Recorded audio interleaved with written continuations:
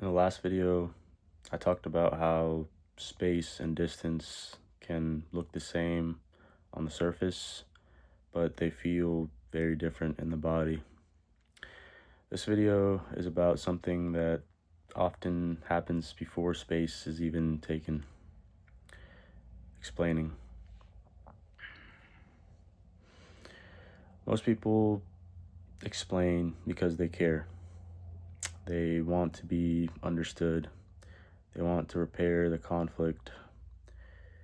They want to reduce the tension and make things feel okay again. Explaining usually comes from good intentions, but the problem isn't explaining itself. The problem is when explaining is happening. The timing matters more than you think. When safety has already started to erode, the nervous system isn't listening for information. It's scanning for pressure. And when pressure is present, even calm words can land as too much. Think about a moment when somebody kept explaining why everything was fine, even though something in your body didn't feel settled yet. Nothing they were saying was wrong, but the more they talked, the tighter your chest felt. The harder it became to breathe. You were focusing less on what they were saying and more on how it felt in your body as you listened. That wasn't a communication problem.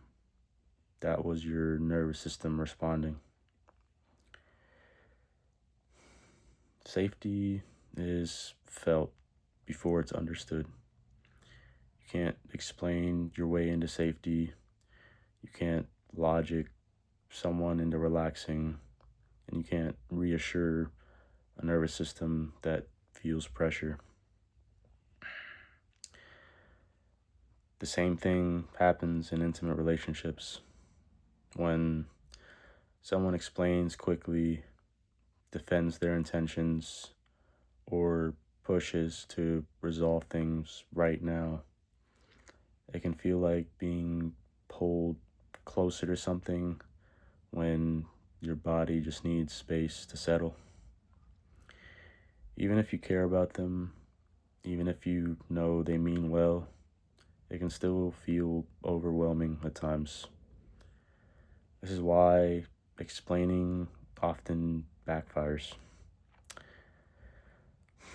Because explanation is usually an attempt to create safety with words rather than presence after safety has already left the body.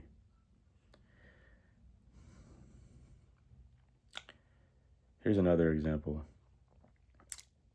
Imagine someone asking, "Are we okay?"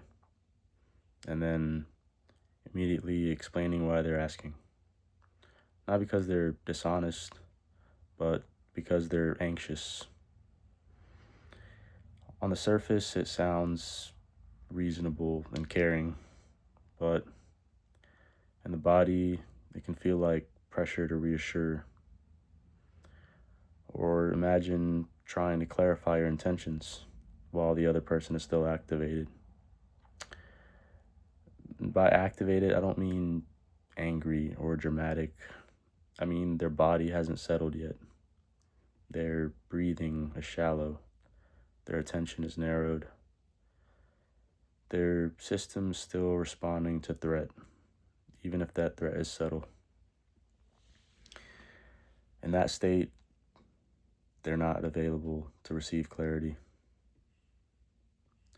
You're trying to be understood, but what they're feeling is urgency, not clarity.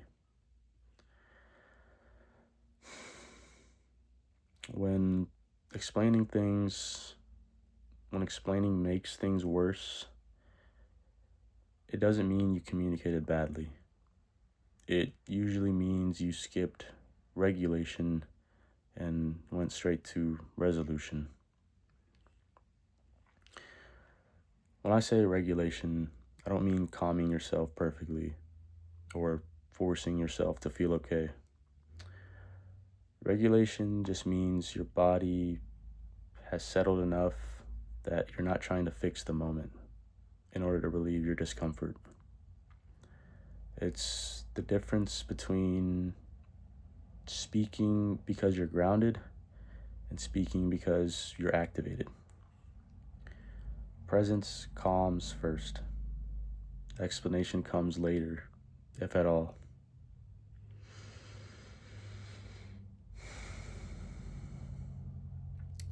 Leadership isn't saying the right thing at the right time.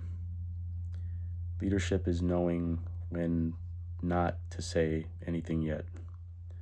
It's being able to stay steady without filling the silence. This doesn't mean suppressing yourself. It means learning how to wait until safety can actually receive what you're saying. Next video, I'll talk about what presence actually looks like when you don't know what to do, and the urge to fix things is strong.